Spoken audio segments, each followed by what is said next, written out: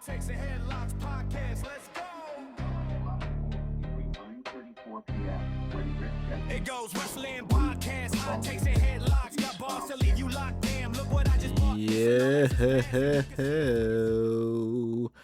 What's up, everybody, man? Welcome to another episode of Hot Takes and Headlocks Podcast. I am one of the co-hosts, Nate the Great, here with my other co-host, man. Ain't going on, baby. Woo! We doing the sting out here, man. How you doing, sir? Yes, sir. How we doing? We lit. We good I'm feeling tonight, good, bro. man. Fresh off work. Ate some good ass pizza. Got some good ass wings. And Got some good ass bag. Man, so to tell y'all, I was watching him devour those wings, and I ain't gonna lie, them wings was looking kind of tough. I ain't gonna lie, they was looking good. They was looking good. I'm over here, salivating. I'm like, dang, like them wings looking good. But I ate some pizza myself earlier, so it's pretty good, bro. Yeah, we good. We good. So I feel bad a little bit. I wasn't gonna say, but I feel bad that you. Nah. We good. You know. For sure. My brother. But yeah, man. Welcome to another episode of Hot Takes and Headlocks, man. Baby. Rundown. We're gonna start off with some latest news. We're gonna get into the Raw results. We're gonna get into the NXT results, and then we're doing Saturday Night Main Event predictions. To end the episode, man. So first things first, latest news. Is that a twisted tea can? You better not hit nobody with that. I'm telling you. As long as I don't act crazy. You did? But first things first. From what rest in peace, Uncle Phil.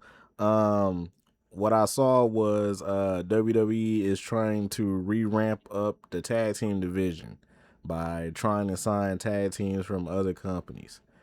And with that being said, Enzo Amore and Big Cass was one of those tag teams that they've been talking to for, I guess, the last couple weeks or something like that. So how are we feeling about that? Hey, I ain't gonna lie. I would be happy my boy Big Cass back in WWE. I ain't gonna lie, because I always been a Big Cass fan. Like, I always felt like he was like the typical big man for WWE, and I want to see him get that singles push. So even if they do bring him back as a tag team, I hope they do have him get that heel again when he first assaulted Enzo and like left him. But this time, if they do that route, have him do something with it, because Big Cass, you got Drew McIntyre, you got Jacob Fatu, you got Roman Reigns, you got Seth Rollins. Like, you have people he can have bigger rivalries with. They just gotta pull the trigger on it. If they pull it out with him being a single player, if they turn him heel or whatever. You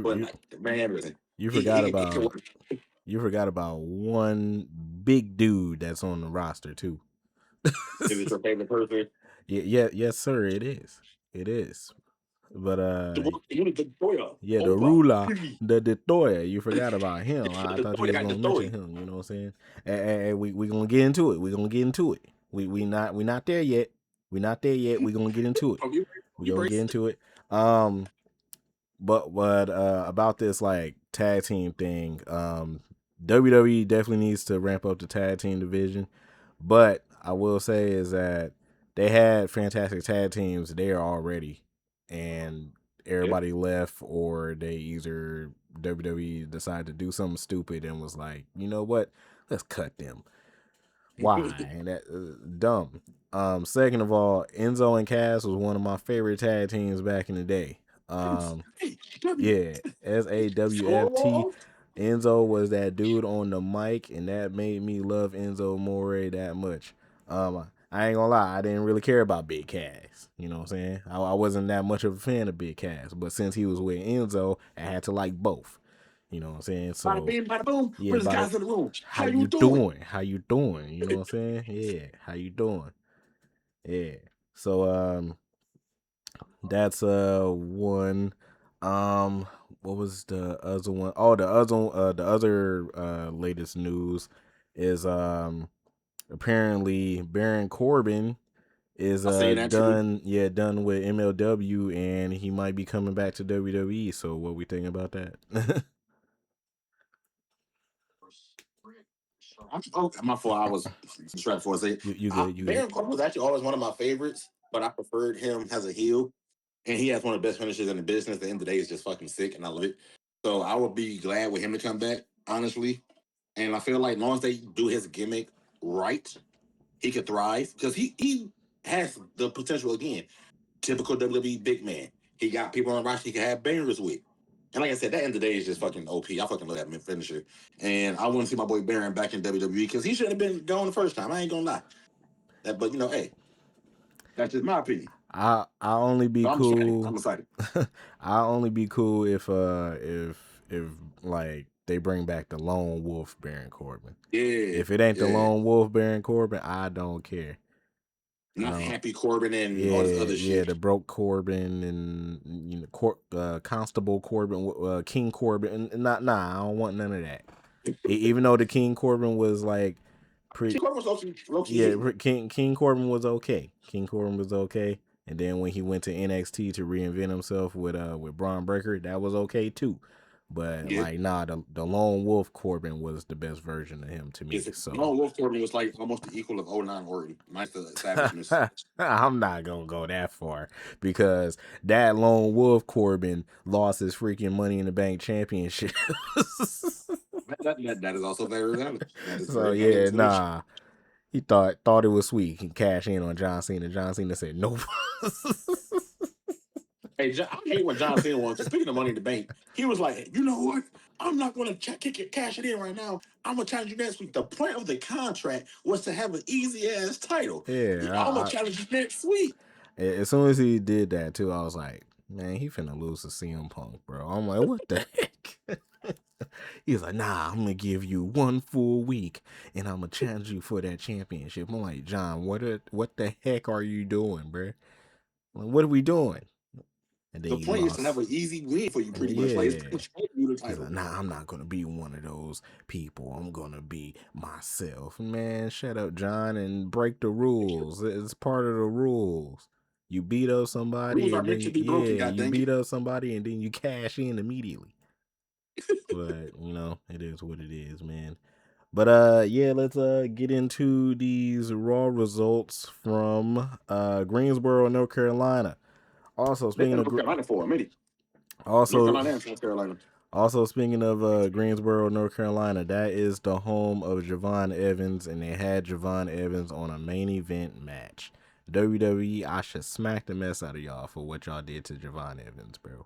Boy, that crowd would have went crazy for their hometown hero. I'm pretty sure they did, but like from the video that I saw, when he came out from main event, he got a nice ovation, but it wasn't as loud as how I thought it was gonna be. Mm-hmm. And I think it was because it was on main event and it wasn't on. Yeah, people still ain't feeling in the ring at the time or whatnot. That's what I'm talking about. So if he was on Raw, that shit would have been crazy. Like he would have had a hell of a pop. Yeah. So hey, they still gave him a match. Granted, like you said, it was a main event, but whatever. Yeah. So we'll see. But shout out to Javon, bro. So boy bouncy. So first things first, man. We start off with Roman Reigns arriving to the arena. Pierce says that if Roman had just listened to him last week, none of this wouldn't have happened. Jacob would have been fired, but because he doesn't deserve to be here. And Pierce says that they're going to do it his way this week. Roman says it doesn't matter. He just needs a few minutes, and he's going to call Jacob out right now. So he thought. So then Roman gets distracted by Jacob Fatu's entrance music playing in the background, and the Samoan werewolf came to the ring and grabbed the mic, and he said, "Aye." He said, "Aye." He said, "What you trying to say, Roman? You trying to call me out, Roman? Aye. Well, I'm right here. Bring your punk ass out here so I can dog walk your punk ass." Yeah. So then all of a sudden, Usos, and then the Usos come out. Jay Uso comes out with a steel chair. I'm like, oh man, he pissed. Jay Uso walking around, he pissed with the steel chair. Jimmy trying to calm bro down. So then the Usos get in the ring. Jimmy with the microphone. He said, hey, Jay, let me rap to him real quick. And Jay said, nah, you need to get him, Oos. I'm about to get him, Oos. You better calm down. Calm down, Oos. He doing too much. So then Jay was pretty much ad-libbing the whole promo. I ain't gonna lie. He was pretty much ad-libbing. This dude Jimmy said, let me rap to him real quick. What are you doing, Oos? He said, what you doing, Jacob? You sat here and told everybody and their mama that you would do anything it takes to save your family. You would do anything it takes to take care of your wife, to give them a better life. Part of that was acknowledging the tribal chief, man. You lost at Backlash. And then Jay in the background, you lost, Oos. I was dying laughing too. I was like, bro. You lost, Oos. He said, you were supposed to acknowledge him. He said, it's like you chose the hardest path to follow, man. You don't messed around. He said, you put your hands on management, and now guess what? They about to fire your ass. He said, and then guess what? We go back to that lifestyle. We don't give our kids the big bag. We don't give them the better schools, the better cars, the better life, because you ain't thinking. Then what? We back in prison? And then Jay said, that's when he was on stage. Yeah, and then Jay said, you need to go back.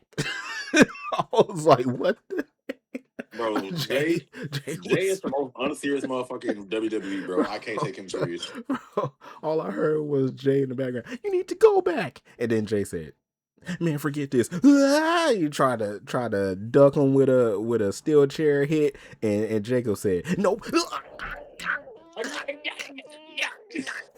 Tongue in death grip to Jay Uso. And then Jimmy had to step in.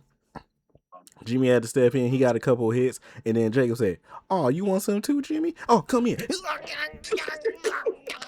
Tongue in death grip to Jimmy, right? And then Jay said, oh, I gotta help Jimmy. Steel chair shot to the back. Jacob looked around like, hey, bro, the heck was that?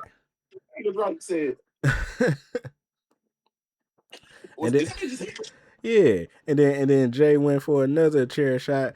Jacob ducked that, went right back.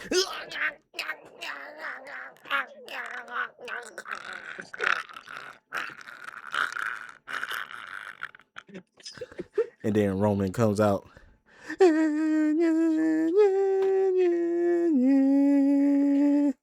Just that bad. So then Roman and Jacob stare for a little bit. Roman gets in the ring. They exchanging blows. Roman goes for a Superman punch. Get caught by Jacob.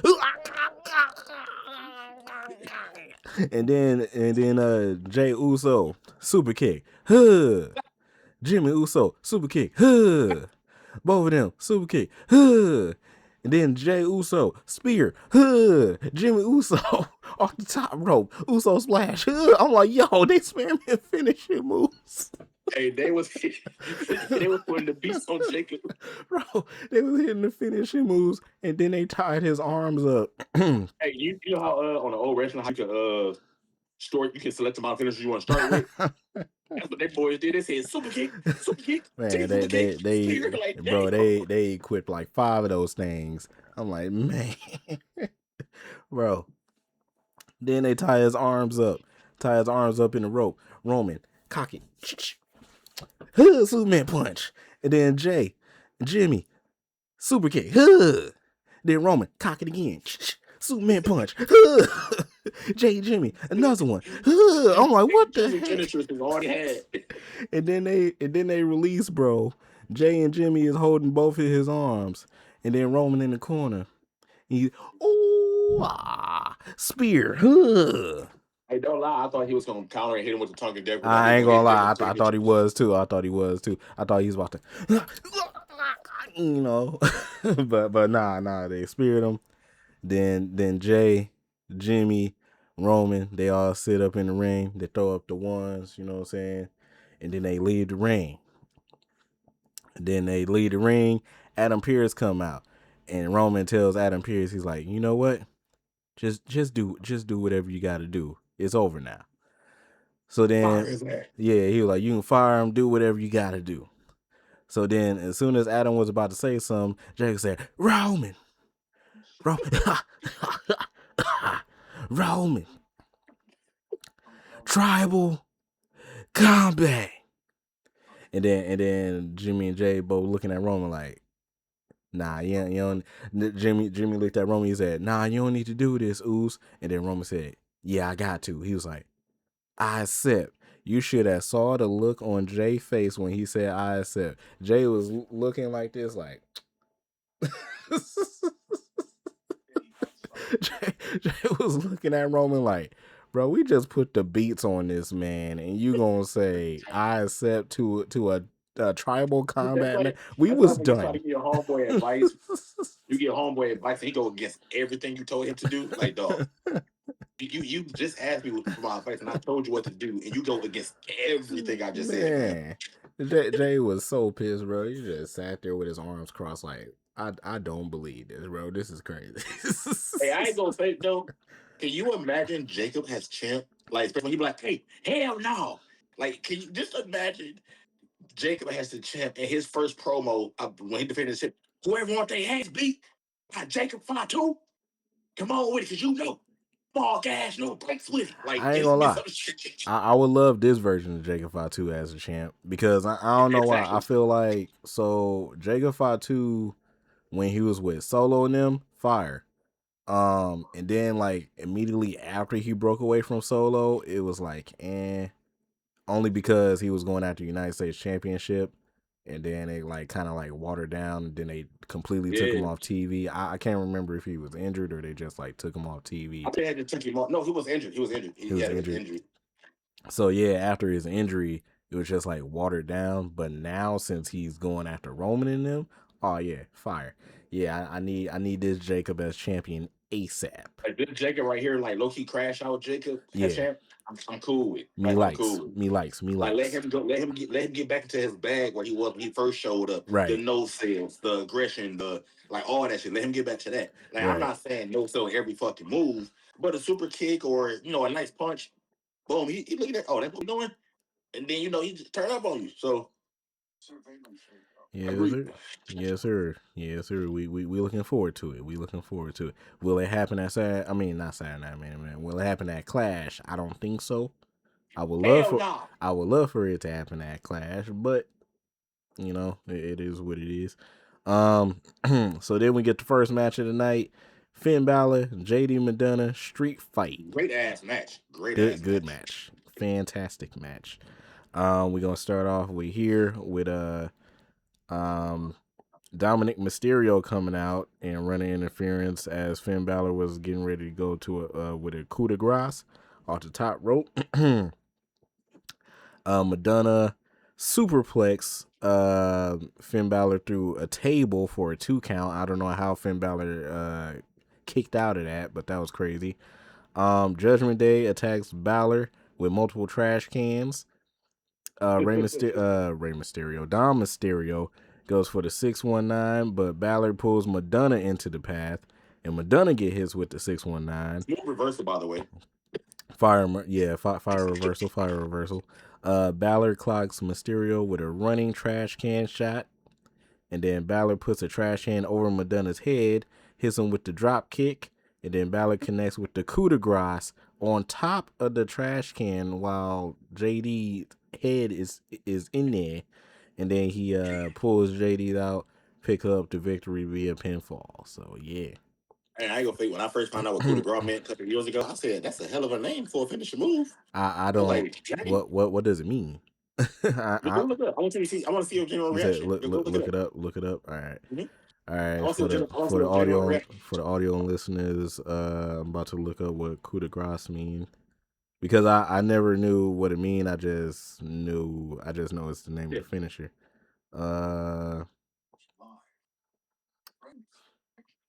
Wait.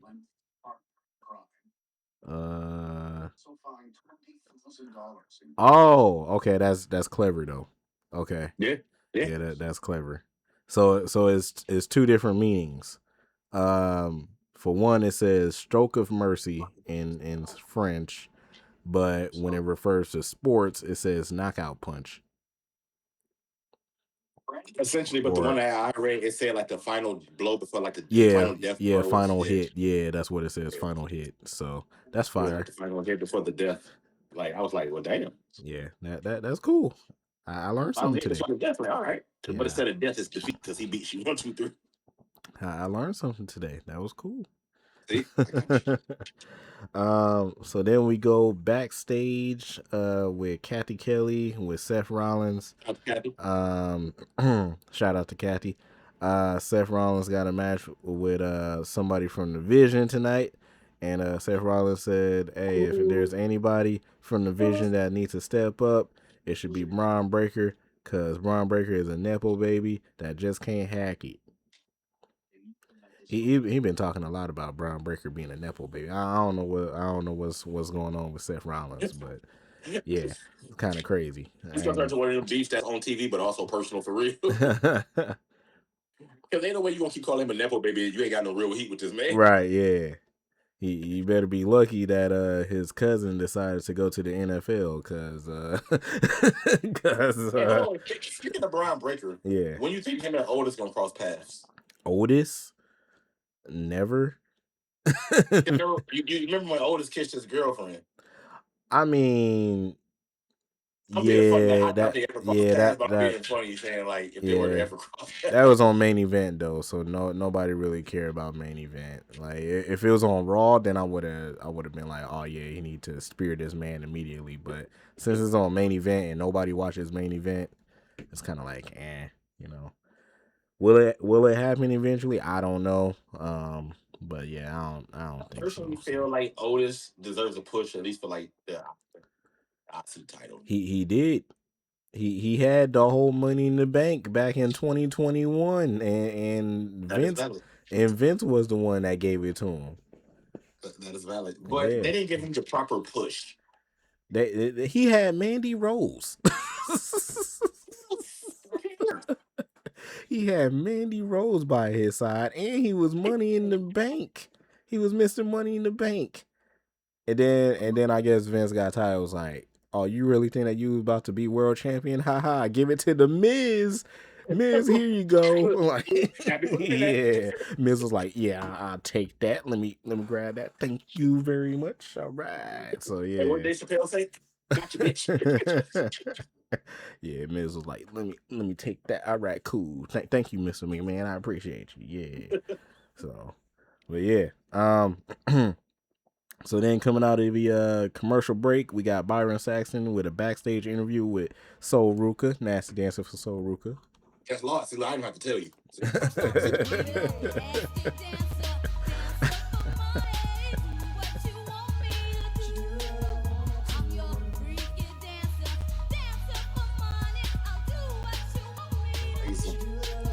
Oh man. So yeah. So he asks, how does Soul Ruka feel about her performance so far on the main roster? Soul says that she's been absolutely stoked to have the opportunities to wrestle some of the best women in the business. Soul knows that she hasn't won yet, but she's still new. She's only been doing this for 4 years, which is crazy to think about. That Soul Ruka, I was like, damn, yeah, I said that too. I was like, 4 years, and then I was like, oh yeah, she was in the NIL program. I said, I forgot about that. Yeah, she was a gymnast first. I completely forgot. So yeah, she only been doing this for 4 years. She already made a huge impact and statement on the locker room, and she put the locker room on notice. So said that this is just the beginning, and Becky Lynch interrupts and says she didn't get any notifications. And she said that I died laughing. So hasn't faced the best because she hasn't wrestled Becky Lynch, so that's 2 lies there. Becky says that Soul is not doing good so far because she's 0-2, and she doesn't know about Soul's future if she couldn't get any victories in her first 2 matches. She said perhaps Soul may have bitten off more than she could chew. Becky tells Soul to leave and go back to NXT. So says that Becky has made a good points for once, and she walks away. And then Becky says, "This generation gives up so easily." that made me laugh. I was like, "Dang." Bro, WWE's literally been on like a comical kick, low key, and I'm liking it a little bit. I just want the product to be better. Like I'm cool with the jokes that they've been doing, but it's like let's get the product better. I ain't gonna lie, like I'm still not as big of a fan of Becky Lynch as everybody else is, but I ain't gonna lie, Becky Lynch been making me laugh like every single time that I see her now. Bro, I've always been a Becky fan, even in her NXT days when she was Rebecca Quinn and like all when she used her other name and whatnot. Yep. I just always been a fan of Becky. I don't know if it's just like her charisma with her character or what, but I've always been a fan of her. So then So Ruka says, all right, I'm just going to cut to the chase because there's no point in doing this back there. She says, so I'm going to do it right now in front of you guys. Becky, I know you're watching back there. This guy, man. Stop using AI, man. Stop using AI. That is AI. Nah, that's AI. Get that out my face. For the audio listeners, he just showed me an AI picture of him and Soul Ruka. That's not AI, gang. We literally hung out. All right, you got a whole hood. Got a whole hoodie on. She got on wrestling gear. What in the world? No, that's not even wrestling gear. That was just like a little crop top. It was like her crop top that she was wearing. All right. So anyway,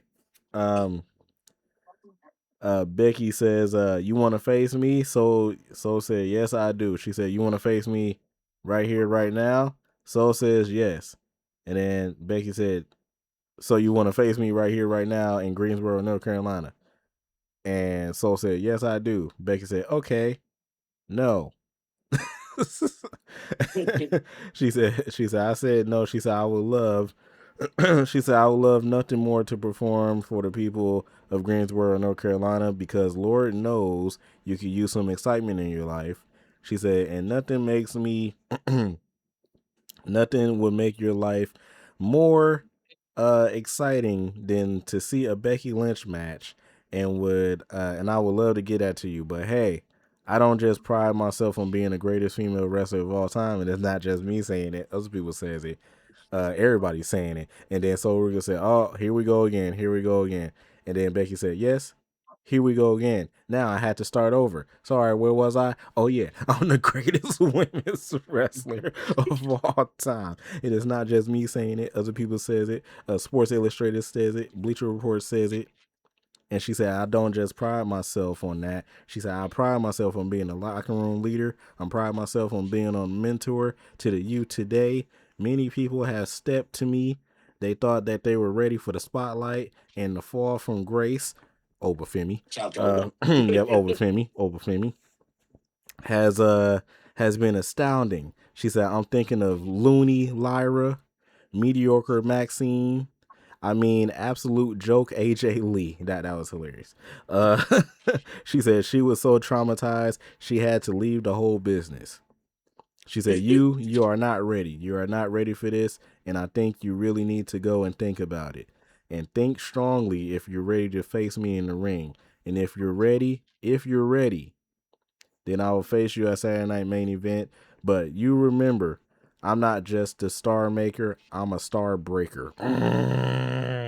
Bars. And then Soul said, that's cute, Becky. I know what you're doing, and it's not going to work on me. I'll see you at Saturday Night's Main Event, and not only will I snatch your soul, I will also snatch that title. Let me tell you. She's like, I will also snatch that title. And then Becky, if you ever hear this episode of the podcast, just know I'm King Uno. Will not mind if you snatch my soul. It is okay. Yeah, you have to fight Tyler Bates because I'm cool with that. I just get Chad Gable. I mean the original El Grande Americano on him.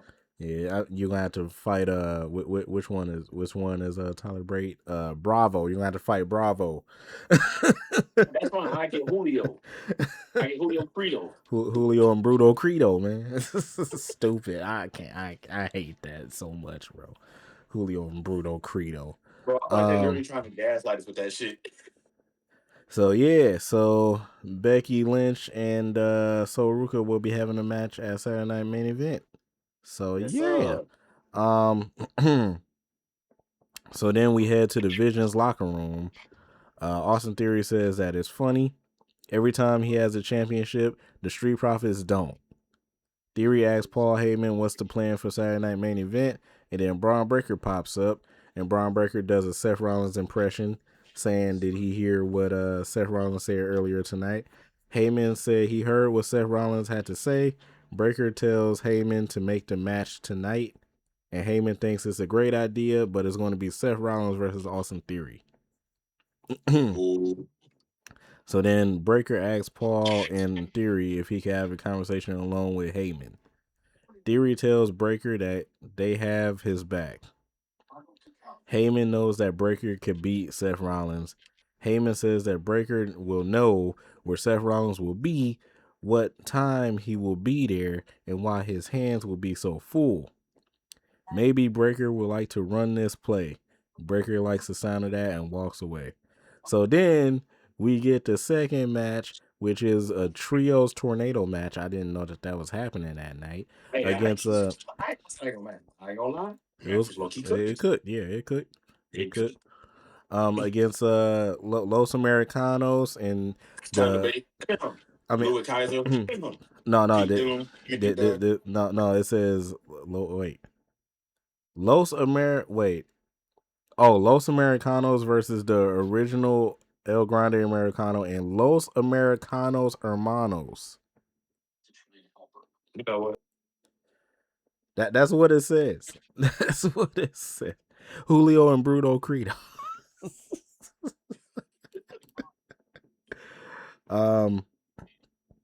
Dang, this is 3 paragraphs worth of stuff. I'm not finna read all this. Just go skip to the end. It was a great match overall. Los Americanos won with a running head, but I know all 3 of them had like the little metal plates Yeah, the little plate. that they put in their heads, and eventually they caught Julio with it, and yeah, they won the match. It's a So pinfall. So my yeah. thing is, so you know how certain wrestlers, every move you think of is iconic with them, right? Like you think of the spear, you think the Goldbergs, the Edges, the Rhinos, you know, it's just to go like, and you think Super Kids, Dolph Ziggler, Shawn Michaels. But you hear the diving head, but are you allowed to say his name? Or does WWE, like, who do you, not even being funny, who do you submit that with now? Chad Gable? Since, because they're not going to say his name. So, probably now, like, because we know who the original person is. I'm gonna play his music real quick.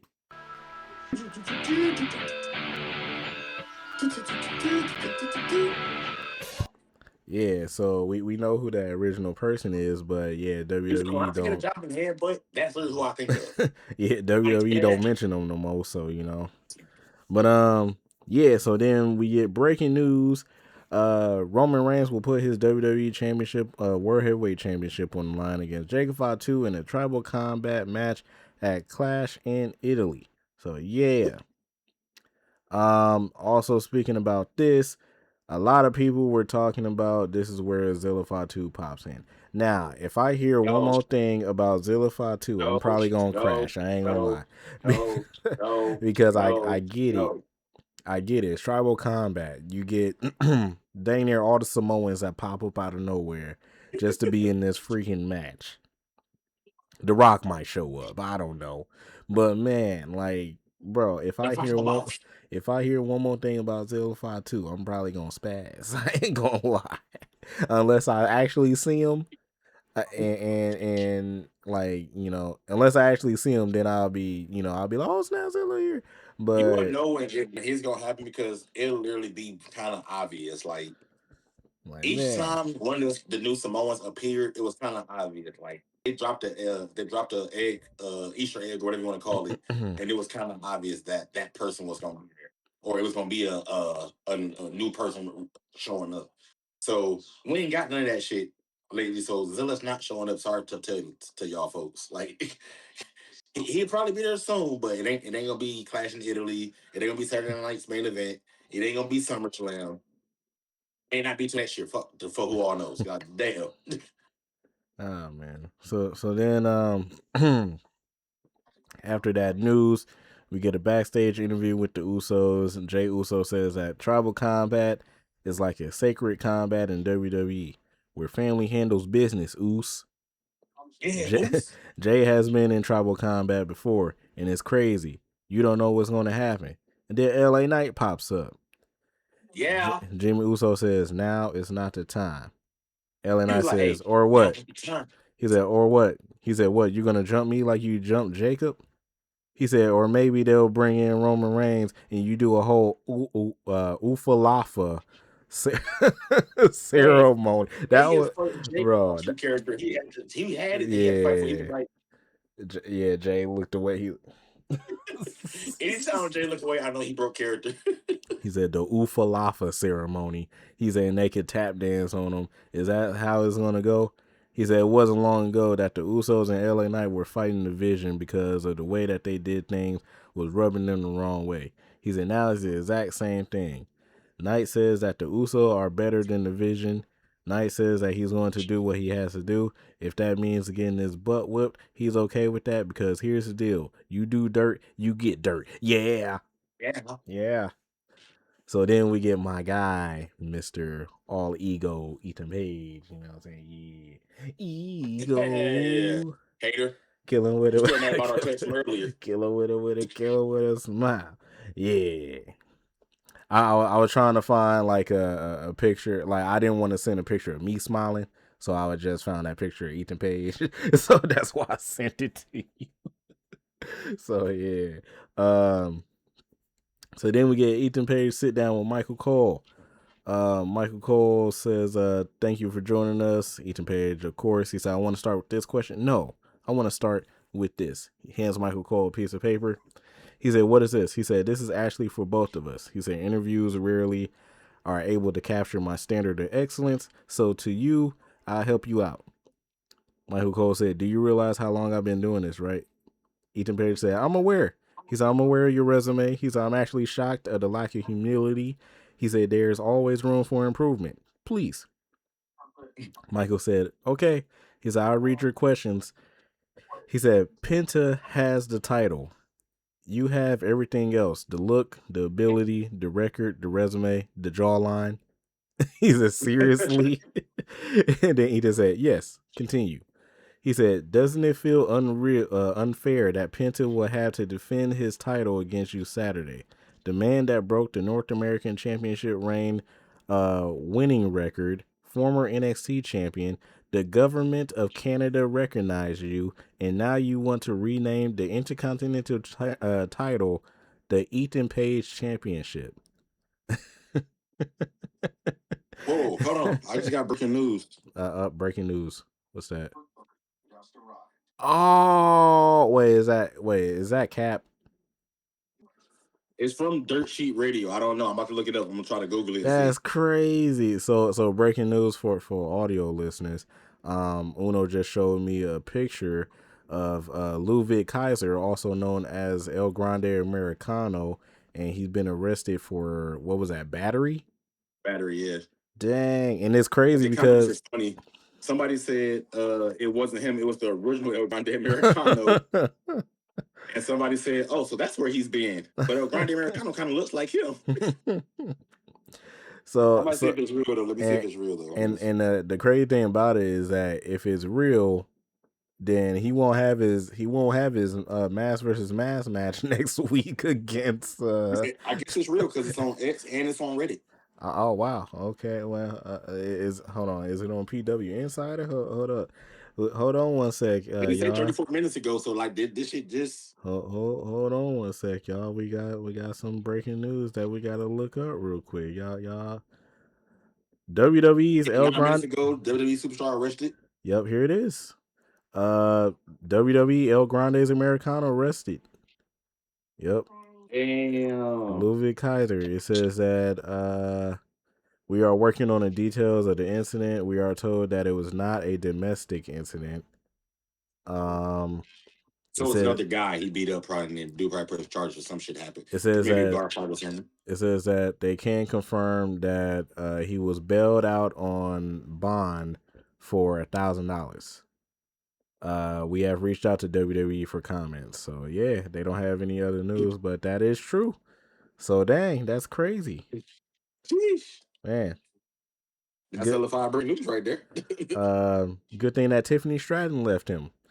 Somebody said that they were talking about Tiffany dodged the bullet. Yeah.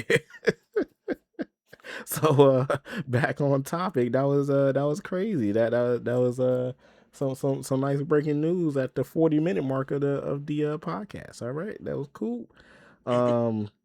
Usually I have the breaking news, but Uno shout out to Uno for the breaking news right there.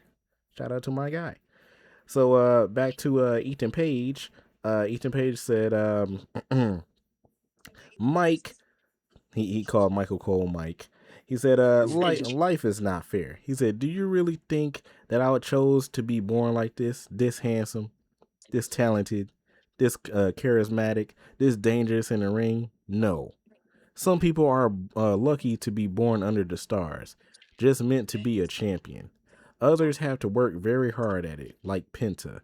So Mike says, Mike, see now I'm calling Michael Cole Mike. Michael Cole says, I do have a question for you. He said, and then Ethan Page said, okay, no, please. He said, honor the request of the talent. And Mike Cole said, you know what? I can't do this anymore. He said, why you act like this? He said, I don't understand your question. He said, Ethan, you have everything. He said, 30 years I've been in this business. I watched them come and go, but you have the looks, you have the charisma, you have the athletic ability. You're going to be a champion one day. In fact, you could be one of the all-time greats here in WWE. But you also have ego. Ego. He said, and I think ego is going to cost you the IC title and on Saturday. And Ethan said, oh, he said, you think so? He said, now all of a sudden you're worried about my future, Michael? Lovely. It's not ego. It's pure confidence. He said, I believe that I am already the best wrestler in all of WWE. And you know what? This Saturday, I plan to prove it to you and anyone else who doubts all ego. Michael, I will be the first man to put the word fear in the vocabulary of Penta, and the last man to leave that ring on Saturday Night Main Event with the Intercontinental Championship.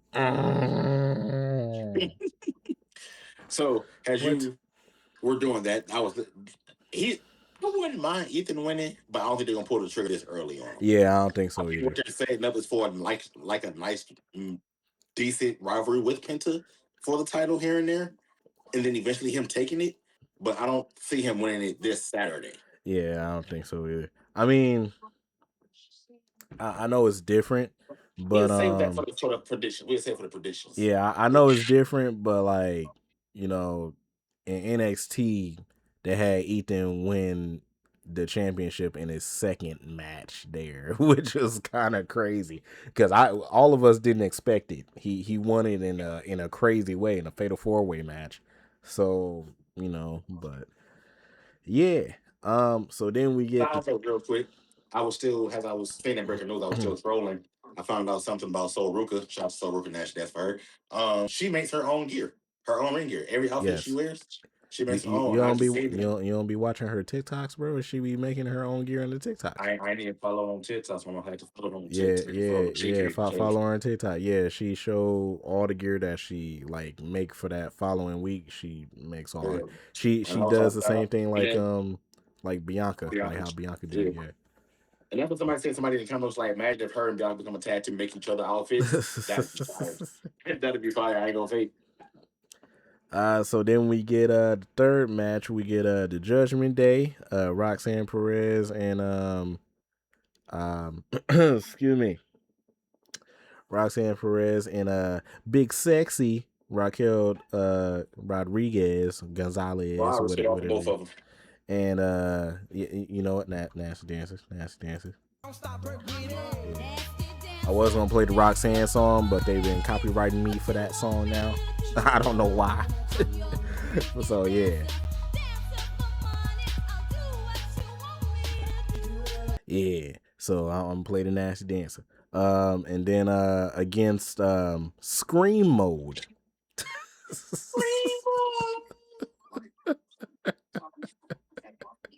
I hate they tag team name so much just because of that, bro. Like I already don't like the Bree Mode theme song, and then y'all add Scream to Scream Mode. Yeah, no. Yeah, that's good. So Paige and Brie Bella won via pinfall. Liv then jumps in the ring and beats the mess out of Brie and Paige. But then Bailey and Lyra Valkyria come out to the ring, and Bailey and Lyra Valkyria was both looking good. Lyra had the shorts on, and Bailey had the tight jeans. Boy, nasty dance. Let's get on. Man. Hey, bad for this, and I seen that, I was like, I know Native probably like, yes sir, yes sir. And what you do? Put your hands up like. I know they over there in heaven right now. Man, boy, like I was like, who the heck is that? And then I saw the jeans. I'm like, oh, that's Bailey for sure. So then I saw Lyra with the booty shorts. I'm like, God. I'm like, man. Yeah. It was looking good. So so then we get Seth Rollins running into LA Knight backstage. Knight says that if Seth Rollins want to fight before his main event match, take that jump. Knight knows exactly what's going to happen in tonight's main event because he's been there before with the Vision, all thanks to Seth Rollins, and now the chickens has come to roost. Seth Rollins will have a match with Austin Theory. He may even win tonight, but he said, but he's still going to get stumped out. Knight didn't like Rollins now or then. Just because Rollins is fighting the Vision, the enemy of his enemy is not his friend in this case. Matter of fact, Knight is kind of glad to see Seth Rollins go out there and get stumped out. Knight respects the fact that Rollins wants to fight this battle alone, but he's going to need help. But he's not going to get help from him. Knight tells Rollins to have fun getting stumped out there and then walks out. Hilarious. So then your favorite part. Not Danhausen, but the ruler de Toya, Oba Femi, comes out to the ring. Ding, and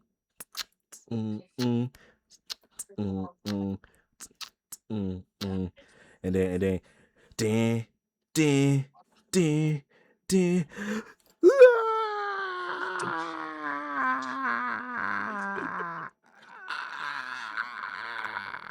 And while he's doing that, a shadow appears from the outskirts.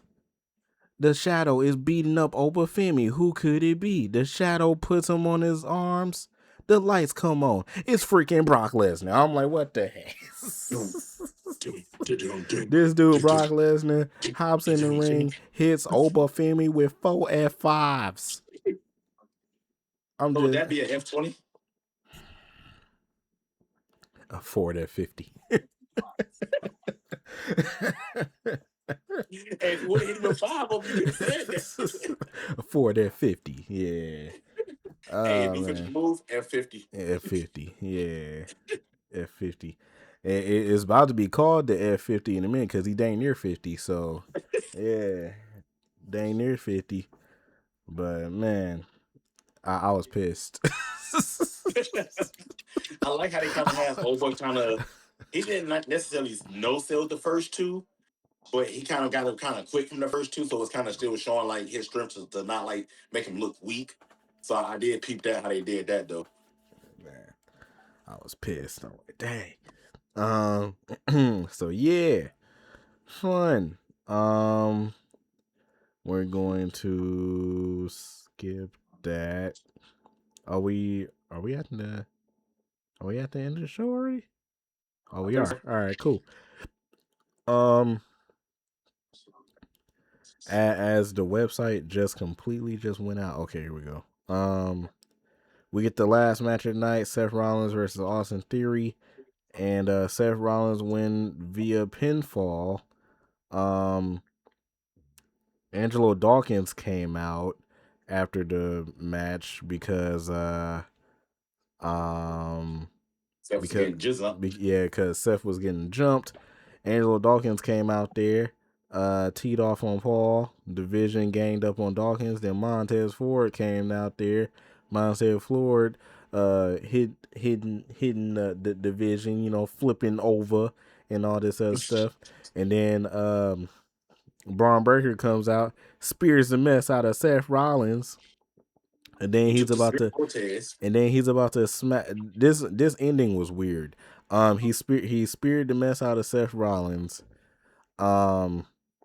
He speared Dawkins. So then they dragged Seth Rollins over to the steel steps.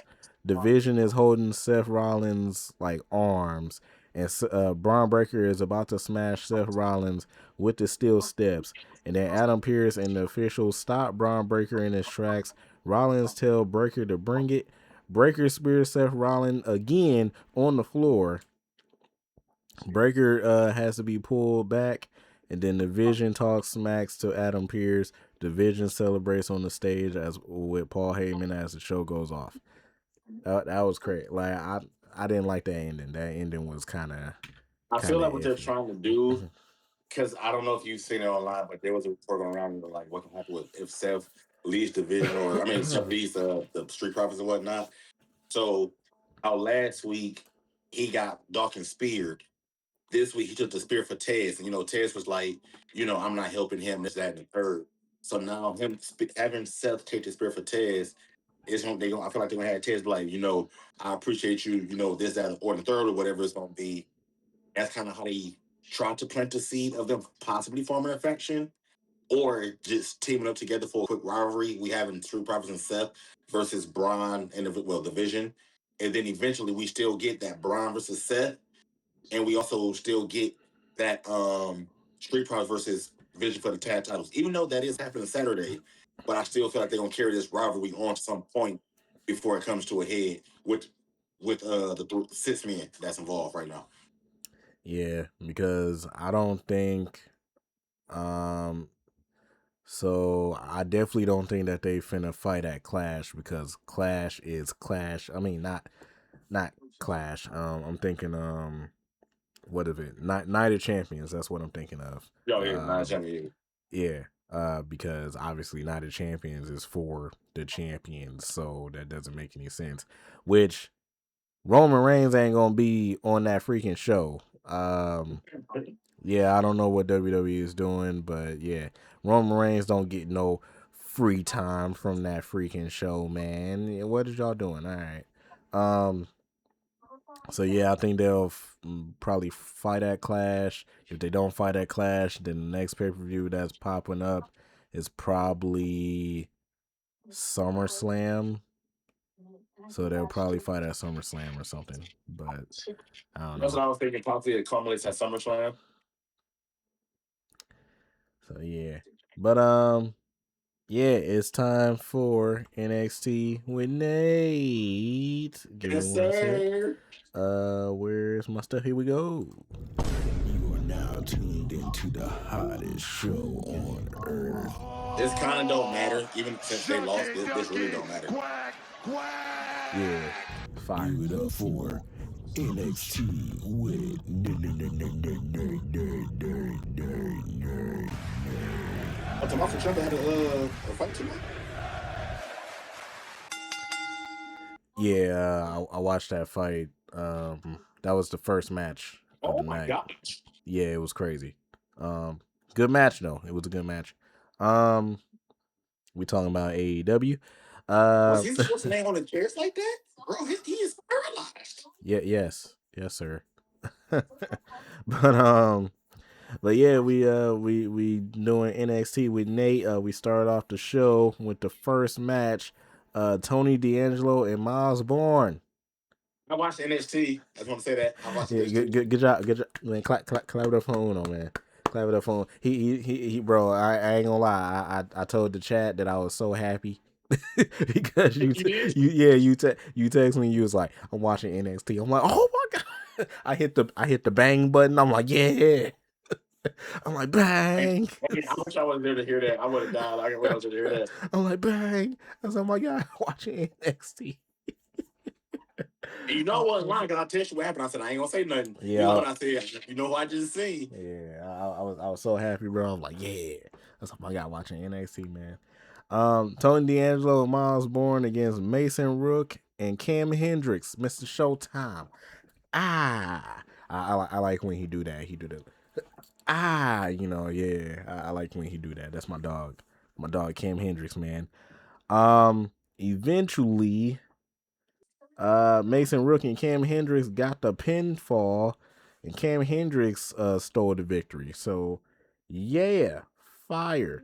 And then Mason Rook, if y'all don't know, he's big, he's bad, he'll body slam your dad. So, yeah.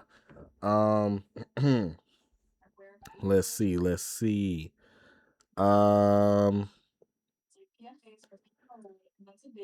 a lot of stuff that we can skip.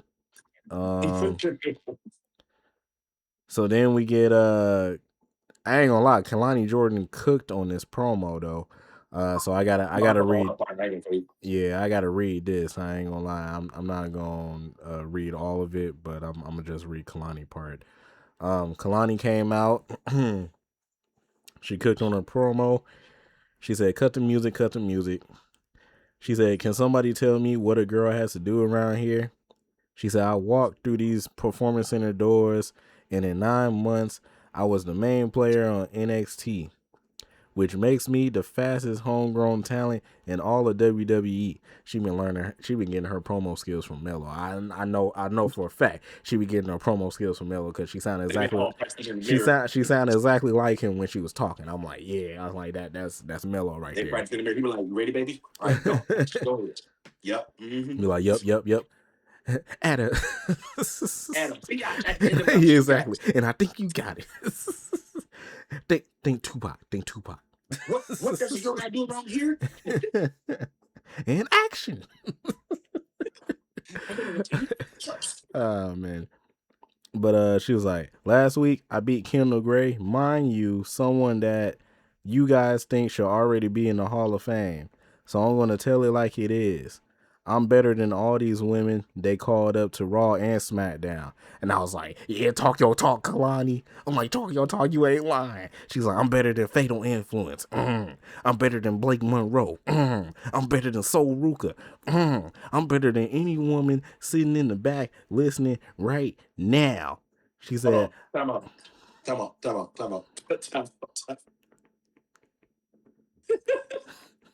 So I'm scrolling looking for like more news or stuff about wrestling, right? Yep. So somebody said the Street Profits cardio secrets for getting back into shape. Both of their girls is pregnant. You know what? So what's funny about that is it gets better. Bianca says this is what happens when you give the Street Profits too much time off. Hey, she's not lying. Like both. What's funny about that too is that both of them gained weight after when they made their babies, and then they immediately just trained and lost the weight like crazy. Like it was, I'm like, huh? Like both of them did at the same time. It was crazy. I was wondering why Tez was that big in those pictures when like they He first. didn't look like Tez. Hold on, but I'm like, who the heck is this? I'm like, I know they ain't Tez. I'm like, why he so big? And then come to find out, we know why he was big, because he put on some baby weight. So yeah, I'm like, dang. I'm like, all right. Hey, so he was like, hey, dog, man, I got a baby in the oven. Dog said, hey, me too. Tez was like, gotta get to the gym because the Street Profits are up. Like, we gotta get back. I gotta pay these bills. All right, bet. So yeah. There we go. So now we know they both of their girls is pregnant. Yeah. And yeah. So back to Kalani Jordan. She says, I'm better than any woman sitting back there listening right now. She said, I'm the only woman to make Lola Vice tap out. Not just pin her, not catch her on a bad night, but I made our current NXT Women's Champion tap out. That alone should put me at the front of the line a long time ago. But the crazy thing is, She said, is that I never even got a chance to go for the NXT championship. Never, not once. Instead, I had to sit in the back and watch all these women who are half as athletic, half as gifted, as complete as I am, fumble opportunities left and right. People love to call me words like potential when it comes to me, but potential is for other girls who are still trying to figure it out, and I've already done it. So it's my time to get a chance at the NXT Women's Championship, because let me tell you, everybody is getting way too comfortable overlooking me, and that is the easy way out, because it's easier than to realize the standout is the most underrated woman in the NXT locker room. I was like, I'm like, Kehlani cooked. I'm like, oh man. And then Izzy Dan came out and ruined the vibe. I'm like, all right. She was like, nah. She was like, nah. You think you gonna jump ahead of me? And not to also not to mention too, but like Kehlani been on like a 5-match win streak. I said that during her promo. I'm like, bro, I said, y'all forget that Kehlani been winning matches like week after week after week. I'm like, bro, I said, give her a title shot right now. What are we doing? She 5 for 5 in her last 5. Yeah, that's what I'm saying. I'm like, bro, I said, she won her last 5 matches. I'm like, y'all should automatically give her like a title shot, a title or something right now. So eventually it's gonna happen. I don't know how they gonna do it. Apparently Izzy Dane was first, and then I'm guessing Ren Sinclair is gonna be after that, and then Kehlani, or maybe they do a fatal 4-way match. I don't know. I just need Kehlani to get her championship match, and then they move Kehlani up to SmackDown, and we be good, because Kehlani is fire, bro. People be sleeping on Kehlani, like Kehlani ain't that, you know what I'm saying? And Kehlani was right. People be talking about not Ren Sinclair, but Kendall Gray. Kendall Gray is fire. It took me a minute to figure out who Kendall Gray was, because I didn't know Kendall Gray was like that until I watched Evolve. But I ain't gonna lie, Kehlani Jordan been like that though. Get out the way, Kendall. It's Kehlani's time. You feel me? Yeah, that's Mrs. Mello right there. You know what I'm saying? It's her. You know what I'm saying? It's her. It's not him. It's her. You feel me? Yeah. So get out the way. So yeah. But so yeah, during the commercial break, we see Layla Diggs. Yes, Lord. Nasty dancer. Don't stop her beating.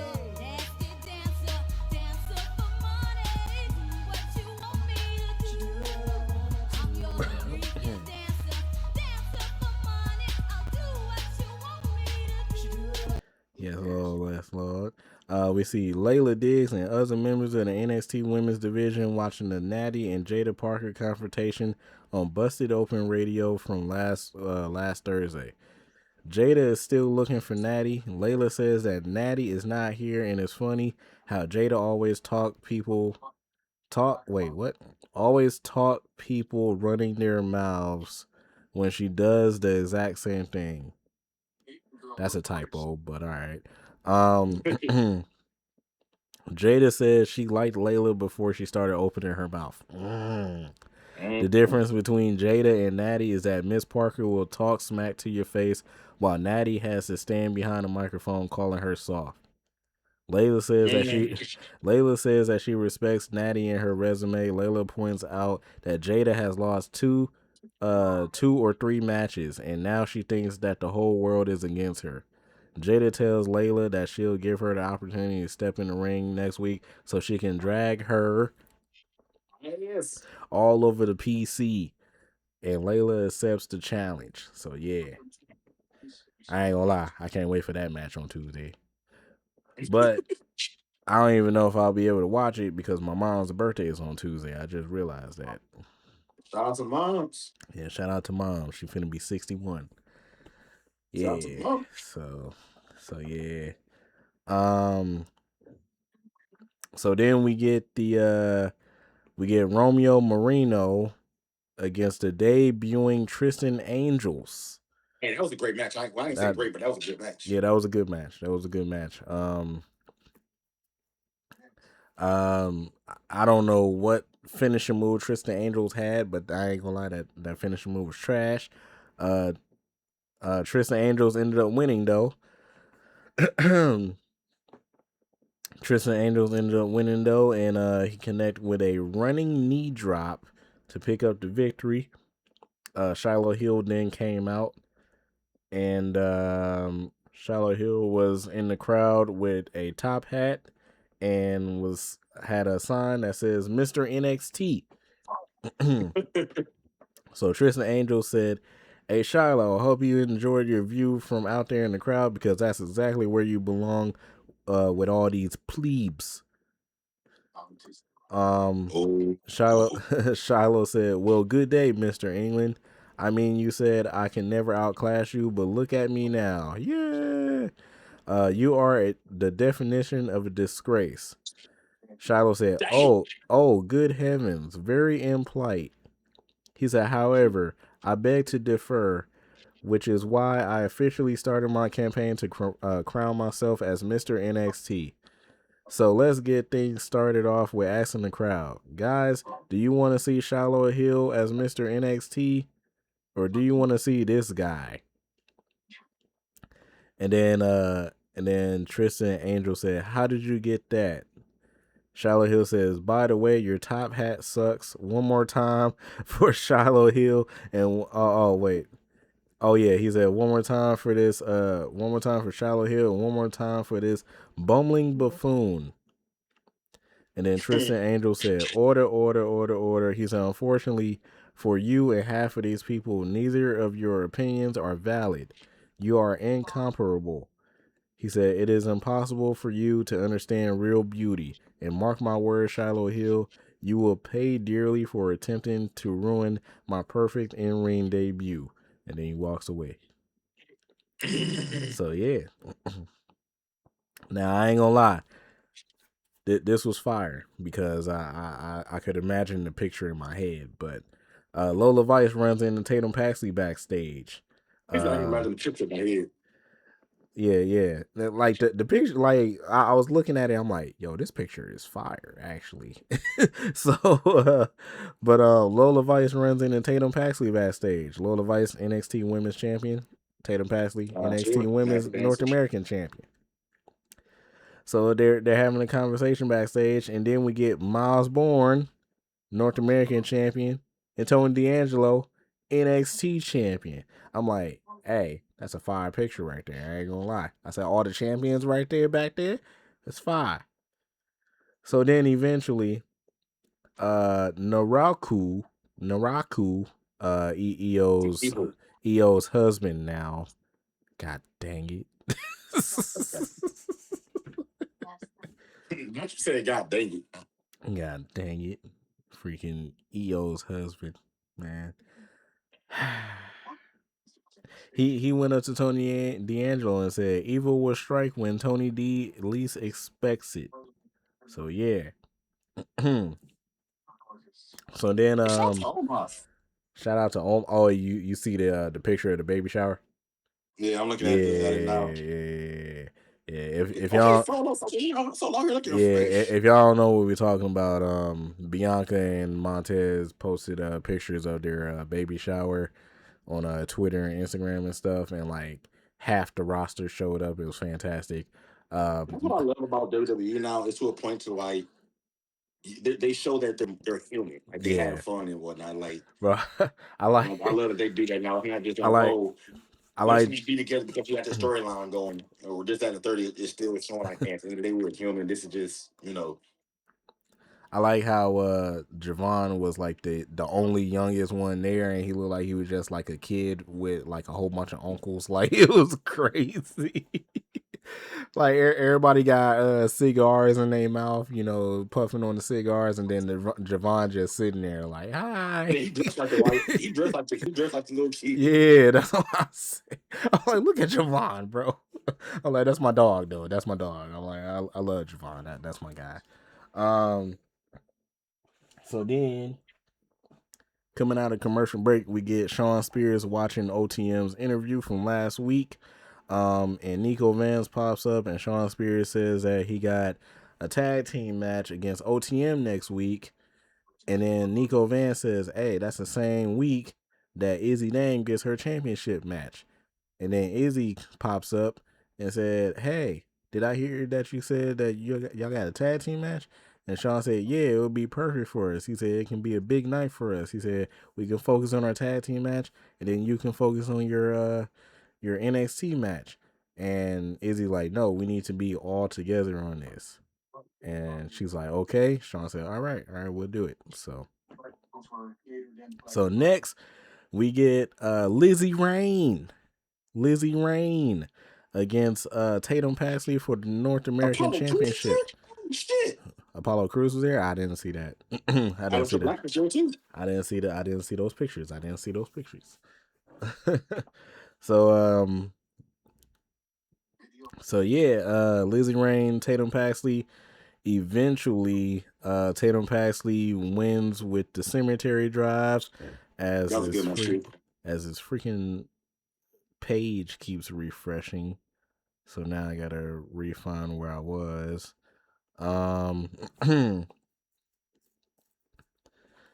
Yeah, she won with the cemetery drive.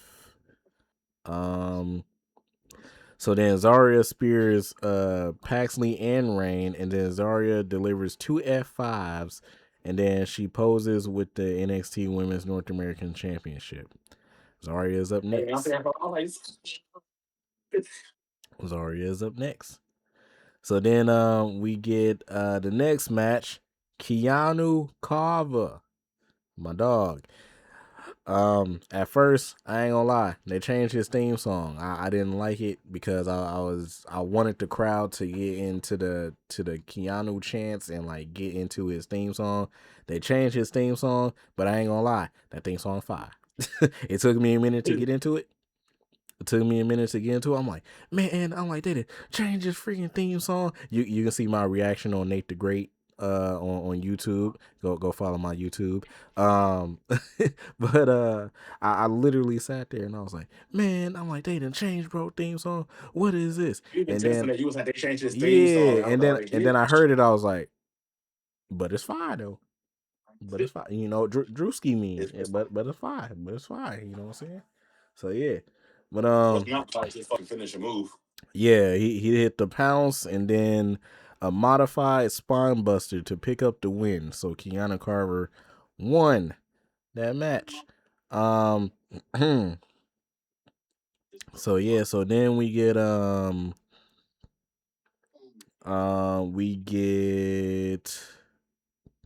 let's see.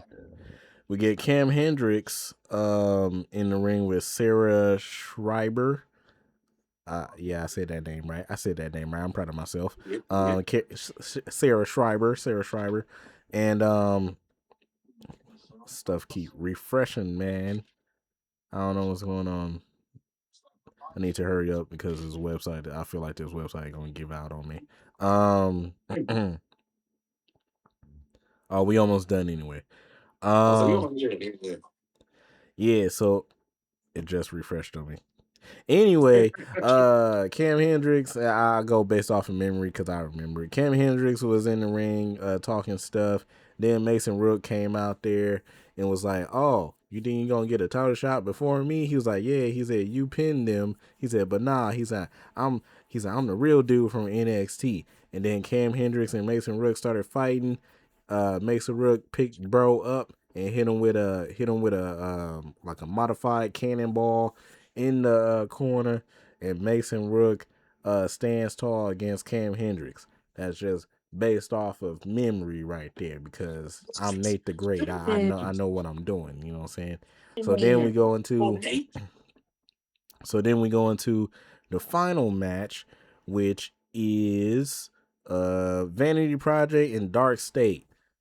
This is where I cried. I ain't gonna lie. I didn't actually cry. I just want to say that I cried for the emotional effect of the podcast. You know what I'm saying? So, hey, even if you did cry, I don't judge because it was emotional. See, yeah, it was emotional. See. I'm glad we here. We you know, we human beings. We feel stuff. You know what I'm saying? So yeah, Vanity Project, Dark State NXT Championship match. Ain't gonna lie. Dark State was about to become like a 3-time champion. I ain't gonna lie, 3-time champion. It did. Didn't work out. Didn't work out in the favor. Dion and my guy Saquon just wasn't on the same page. And Vanity Project got the win. After the match, though, all of them came together in the middle of the ring. I'm like, okay, they about to beat the mess out of Dion, bro. I said, because Dion was the one that started all this stuff. They about to beat the mess out of Dion. Hit me with a mean swerve, beating the mess out of Saquon Sugars, stomping him out in the corner, and then Dion looks at Cutler and Osiris like. And then Dion started beating the mess out of Saquon Sugars. I'm like, oh, they just hit us with a they was on the plan the whole time. I'm like, all right. So then they take Saquon Sugars out to the ringside announce table and hits him with like a shield power bomb, and that's how the show goes off. So they kick Saquon Sugars out of Dark State. Now, at first, I ain't gonna lie, I was pissed because I like Dark State. Dark State as a group is fantastic for NXT. They only been together for a year. The fact that they just kicked like this dude out is kind of crazy though, but at the same time, we about to get Lucky Ali back from DPW. So you know what I'm saying? That's how I see it. We about to get Lucky Ali back. If y'all don't know who Lucky Ali is, go to YouTube, go to Google, search it up right now. Search up DPW specifically, and you'll see him against Javon Evans, also known as Jay Malachi. You'll see him against Myron Reed. You'll see him against a whole bunch of other people, Bojack, maybe some Calvin Tankman up in there. You'll see him against a whole bunch of people, man. It's gonna be fantastic. You won't regret it. You won't regret it. I won't steer y'all in the wrong way. You know what I'm saying? You definitely have it because even me. Yeah. I'll be trying to put people on, man. People just don't want to listen. Uno finally. Make you try though. When I said I watch NXT, you were like, oh, Uno finally decided to watch NXT, and like I said, it made me so happy. I was grinning ear to ear. I'm gonna have to find my clip after this podcast, and I'm gonna send it to you. I was like, you gotta see that. I want to see that. I said, I got watching NXT. Yeah. So yeah, man. Last part of the show, we're gonna get into Saturday Night Main Event predictions. Let's get through this real quick because it's already 12:30. Yep, I'm looking at the time of the podcast. We're a little bit over an hour, so we good. Let's get into it. I'm gonna go based off of like what matches I think is gonna start first. So let's start off with let's start off with the IC Championship match. Penta versus Ethan Page. Who we got? Penta. I agree. Yeah, it's not Ethan Page time yet. Shortly it will be. I feel like they're gonna do the same thing with Ethan Page, like how he did in NXT, where he wins it with a fatal 4-way match, because it's gonna be eventually it's gonna be Javon Evans, Rusev up in there too, stuff like that. I'm not gonna lie, with this current picture that they have with, like you said, the Javon Evans, Rusev, now Ethan Page, Penta, hell, maybe even JD. Yeah, JD. I would not mind each one of them having a nice little run with the title, because I know each one of them can put on a banger with each other man that's involved in the pit title pitch. So I'm okay with that. Like, I'm here. I'm more interested in the IC title than I am the World Heavyweight title and the WWE title. I'm interested in this IC title for real, because there's so much that's going on in that division or that little area right there that WWE, if done right, can cook for the next couple months with this division, with this going on. Right. Yeah. And it makes me feel good too that like I'm not gonna say people are starting to recognize like the mid card titles are starting to slowly be more important than the regular titles right now, and that's only because of how they've been booking stuff. Like obviously the world heavyweight championship and Roman and them is still better than Cody and Gunther, obviously. So but still you get a solid IC championship match to start.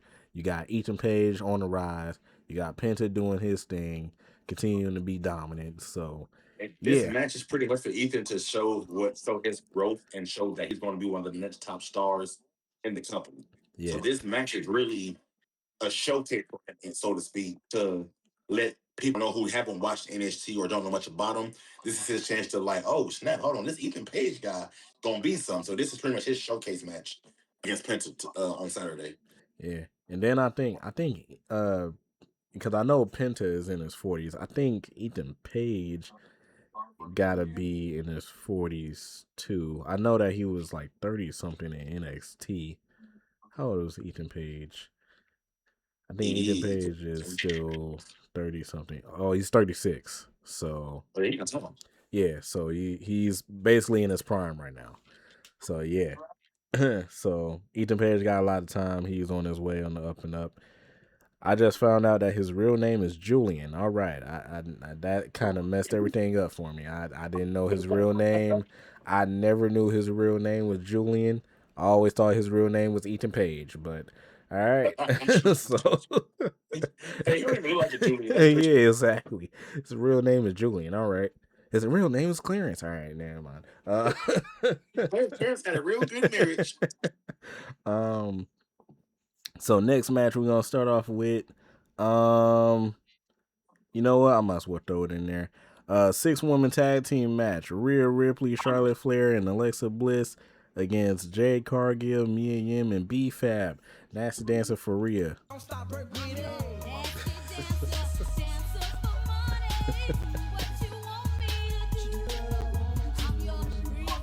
Get off of that woman! I swear for Lord.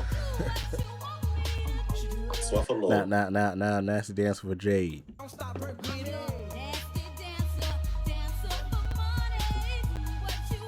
I love when he puts the hands up. He just be.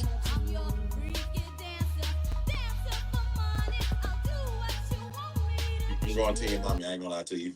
You going Team Mommy? So Charlotte, Alexa, and Rhea. Yep. I ain't gonna lie. I would love for Jade and them to win, but Jade and the baddies. I about to say on paper, Rhea, Charlotte Flair, and Alexa Bliss, that's an all-star team. That's the Monstars right there. You're not finna beat them. Bro, you're not finna beat them. What? That's the Monstars. That's literally the Monstars versus the Looney Tunes. Yeah, exactly. The Toon Squad, bro. That's the Toon Squad. Jay Cargill is Jordan, and then you got B Fab and Michin. Like B Fab is like, motherfucking B Fab is Pepe Le Pew. Man, and Michin is Mia Yim is gonna be Huey Tasmanian. Hey, I was about to say Daffy Duck or something. Like, what in the world? Like, Doc, that's crazy, man. Nah, but yeah, I ain't gonna lie. I probably gotta go Team Rhea and Charlotte and them too, because like I said, just on paper, that's ridiculous. Like, it's crazy. Like, if they somehow win this match, I'll be shocked. Just think, off top of your memory, I want to just see what you say. I was looking it up. How many world titles is between the three of them? Alone, just world titles alone.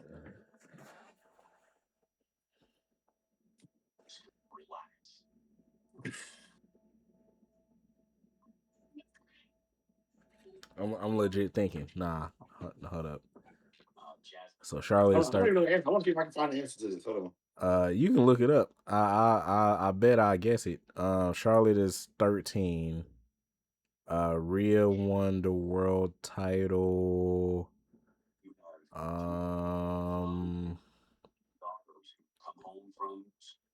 4 times, so 17. And then Alexa won the title. I want to say.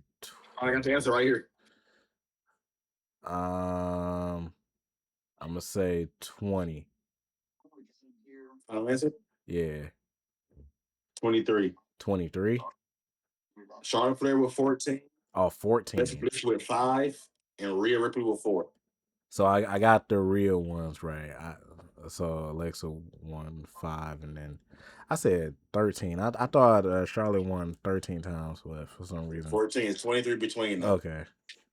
Yeah, I was between JD, Fab, and Meechin.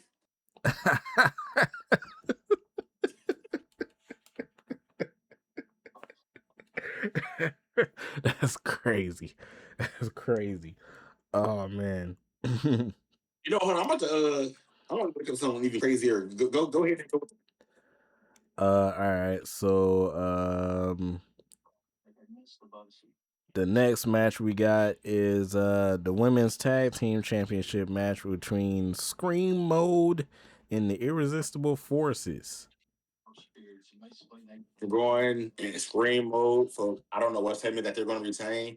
But part of me is also saying that the Irresistible Force is going to get it back to set up for Bayley and Lyra to take it from them and give us that rivalry. But I really don't know, and I honestly don't care. But I'm going to go final answer. I'm going to go Scream Mode. I ain't gonna lie, I'm gonna probably go Scream Mode 2. Just because. I got my answer. I got my answer to that question. All right, bet. But yeah, I'm gonna go Scream Mode 2. Just because I don't really care about this anymore. Lash and Nia That's was what I said. Lash and Nia was fantastic as champions, but now you got Paige and Brie, and I'm like, ugh. So I don't know. But yeah. All right, so my next question. What was your question? Yeah. How many titles combined have all 3 ladies won? Charlotte, Alexa, and Rhea. So we know they got 23 world titles between them. How many titles in general have they won? And I got the breakdown for each one if you want me to break it down to you when you answer. Oh man. That's a lot. That's a lot. Ironically, I will tell you, it's not much as you think. It's not as much as I think. So based on what your first answer is, so hold how on. you know if it's higher or lower? Hold on. So 23 world championships plus you got to add the tag team championships. You got to add the NXT championships. I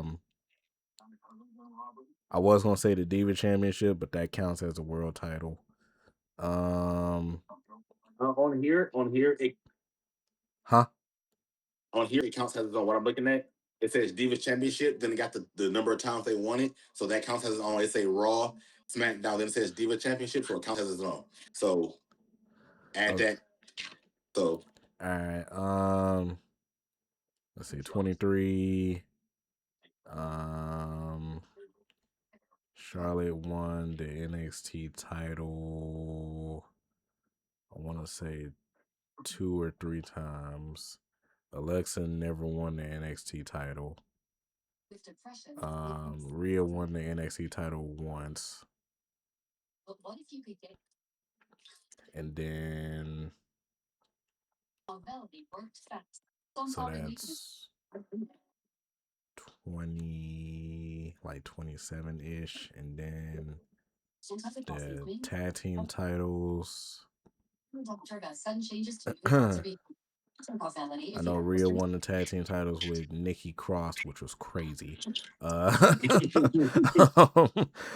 Charlotte won it with Alexa, I think twice. Don't take it, Manic episode, serious eye problems and dizziness can occur. Report all medicines you take to avoid a life-threatening condition. Dang, turn the TV down, bro. I hear the infomercial back there. Side effects include loss of eyes, loss of legs, loss of ears, loss of sight, loss of hearing. Like, bro, man. I'm gonna say 32. the answer here says 31, but I think you might be right because they did not show Rhea's tag team title run for some reason. So I think you might be right, but it says 31 in WWE for all of them combined. Man, hit So the I hit want the to say bang, 32. hit the bang, hit. Pulls up three-pointers. What? Come on, I want to man. say 32 because it did not show Rhea Ripley's tag team title. For Charlotte Flair, it says 18. 6 Raw Women's Championship, 7 SmackDown, Women's NXT twice, Women's Tag Team Championship twice with Asuka, Alexa Bliss, and a one-time Divas champ. Like you said because Charlotte Flair won it, you wasn't too sure. For Alexa, 9 championships, 3 Raw, 2 SmackDown, 4 Women's Championships with Nikki Cross, Asuka, and Charlotte Flair. Rhea Ripley, 4 championships, 2 Women's World Championships, 1 WWE Women's Championship, and 1-time NXT Women's. But that's why I said they didn't show that tag title, so you might be on the head with 32. Yeah. See, man, I'm a freaking genius, bro. Stop playing with me, man. Talking about boy, you know his So, wrestling. so did co-main event, World Tag Team Championships, Division Street Profits. I want to say Street Profits, but I don't think it's just time. I don't think they're gonna pull the trigger just yet. I think they're gonna keep it on the bench just a little bit longer to kind of build this rivalry a little bit. But I feel like it can go either way. Even if they do give it to the Street Profits, the Vision and the Street Profits can have a nice little rivalry, which I would be here for. I'm not gonna lie. It gives the tag team titles more camera time, and you brought back the Street Profits, which is a crowd favorite, which put eyes on the product. So I feel like either way it goes, they should keep this rivalry going at least possibly to either Clash or SummerSlam. So, but final answer to give an answer, I'm going to say the Vision retains. I'm gonna go opposite. I'm gonna go to Street Profits. I'm gonna go to Street Profits just because. That's what I want to win. That's what I want to win. But I feel like for something is in me just saying the Vision continues to win, and then Seth tries to help them get the tag team titles, and then they do, and then it goes to shit after that. That's just how it's playing in my mind. Yeah, I was saying Street Profits because it's time for a change. I ain't gonna lie, like it's time for a change. And then if they WWE is talking about how they want to change the tag team division and stuff, the first thing they got to do is change the champions. So you might as well just give the Street Profits what they want. And then also that puts some extra money in my boy Montez's pocket for the baby. You know what I'm saying? That put some extra money in his pockets for the baby. Because that baby about to be a freak athlete, bruh. He about to have Montez high flying ability. He about to have Bianca's abs. You know what I'm saying? The strength. Both of their athleticism. Yeah, both their athleticism, the strength of both of them. Like, bro, what? The running ability of Bianca, like it's finna be crazy. The strength of Tez. Man, the strength, bro, is that man. That baby finna be crazy, bro. The charisma of both of them. Man, that baby could play whatever sport he want. And be successful at it. Man, I'm a support. Like what? But like, what's the name of that baby? Oh yeah, I'm gonna watch him in like 18 years. Watch this. Yeah. Maybe we'll fuck around play ping pong. What? I don't want to follow my parents' footsteps. I'm on my own path of legacy.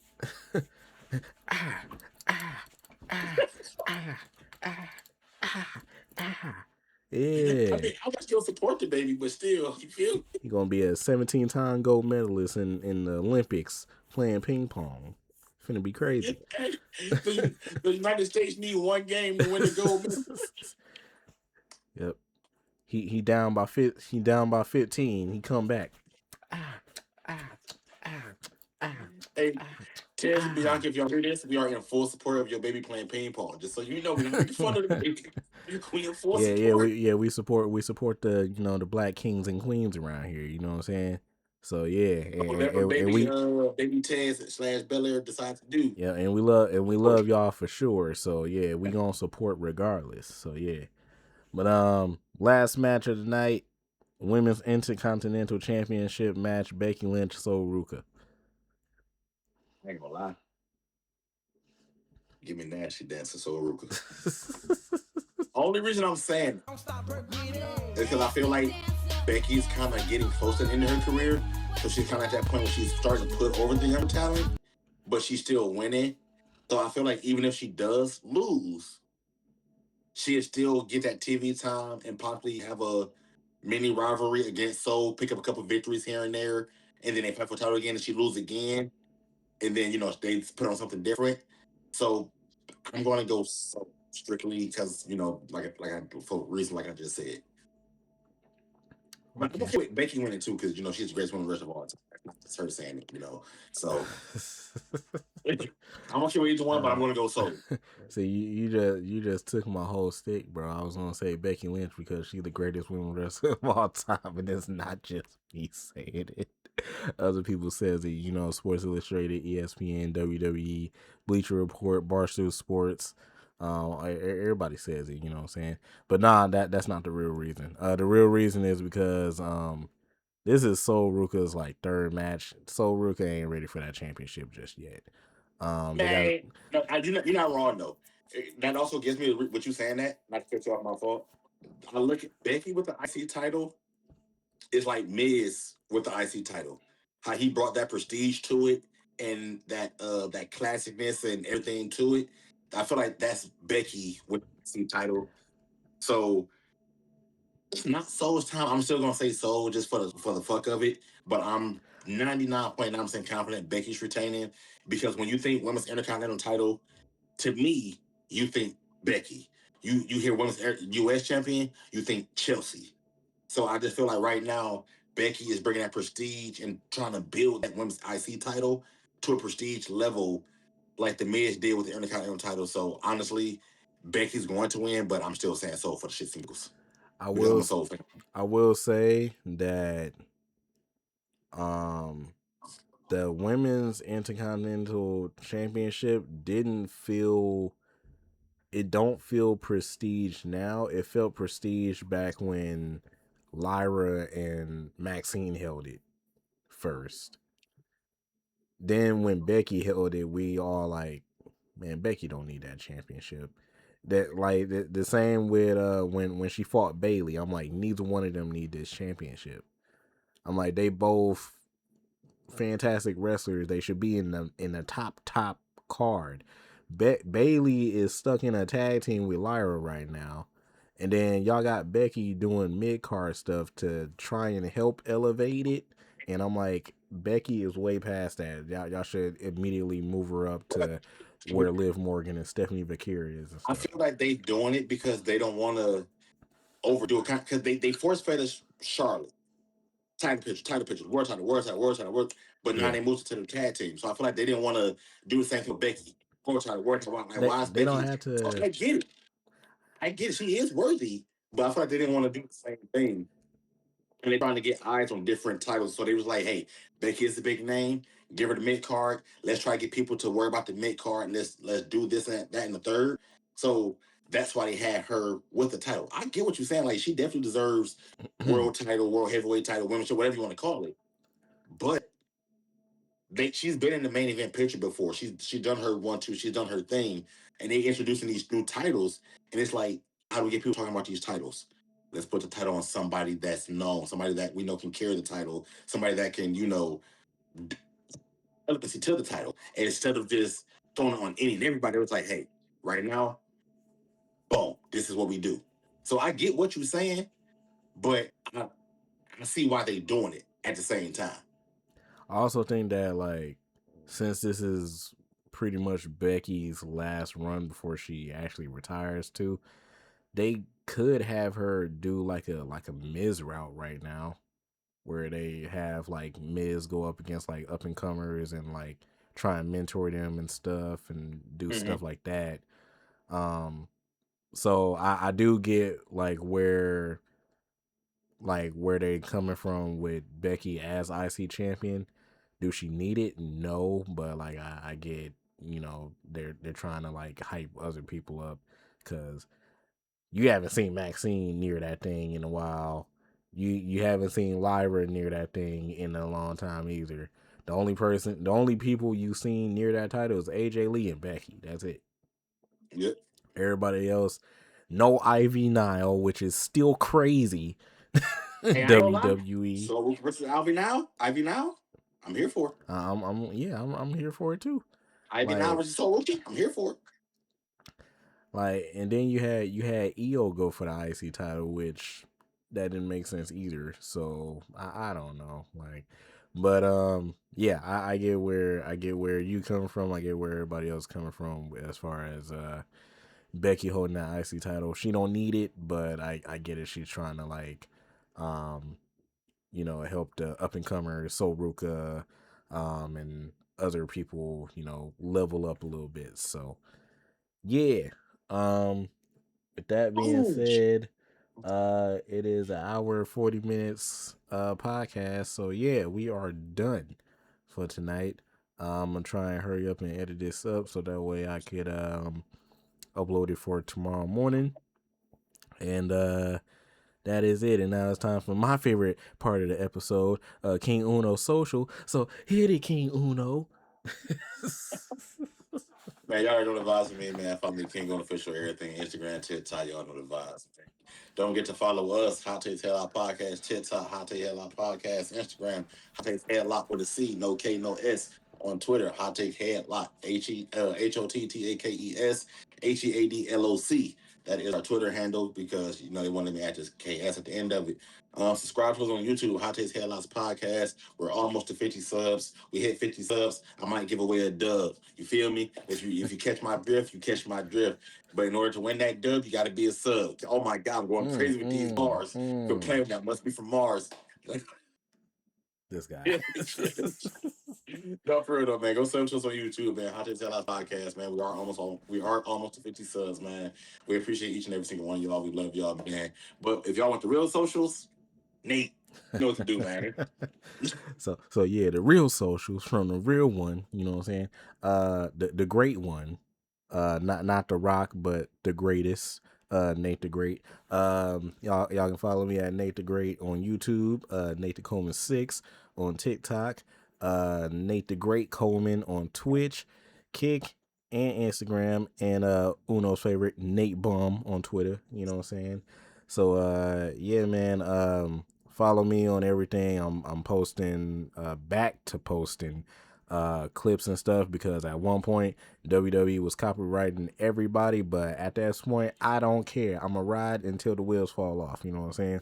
So I'm posting all of my clips and stuff. So far they've been getting a whole bunch of views, so I'm proud of that.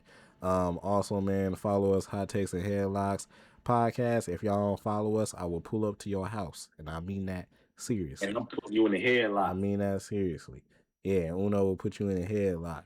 And Uno said if we reach 50 subs, he gonna give y'all a dub. I will give y'all a dub, but that dub is going to my bills because I got bills to pay. So yeah, I can't give y'all no dub. You know what I'm saying? I can give y'all some love, but I can't give y'all no dub. You know what I'm saying? So yeah. So that's how I am. Uno give y'all the dub, I give y'all the love. You know what I'm saying? So yeah, that's how we gonna do that. I get loves and dubs for the subs. Loves and dubs for the subs. Yeah. See, we're gonna have to patent that. We're gonna have to put down like some t-shirts or something. You know what I'm saying? So loves and dubs for the subs. loves and dubs for the subs. You know what I'm saying? Yeah, I like that. I'm gonna have to walk the subway. Like I'm gonna walk in front of Subway and like yeah, loves and dubs for the subs. Loves and dubs for the subs. And then they're gonna be like, what? Yeah, walk in front of Jimmy John's. Loves and dubs for the subs. Yeah, so. But yeah, man, that's it for tonight. We love y'all. We appreciate y'all. We will see y'all probably Saturday or Sunday. Whichever. Latest Monday. Yeah, latest Monday, whatever. So yeah. Oh yeah, Monday is Memorial Day, so I'm off work. So yeah. Fire. So yeah, man, we out of here. We love y'all. We appreciate y'all. Thank y'all for the love. And we out, man. Peace. Peace. Good. Yeah.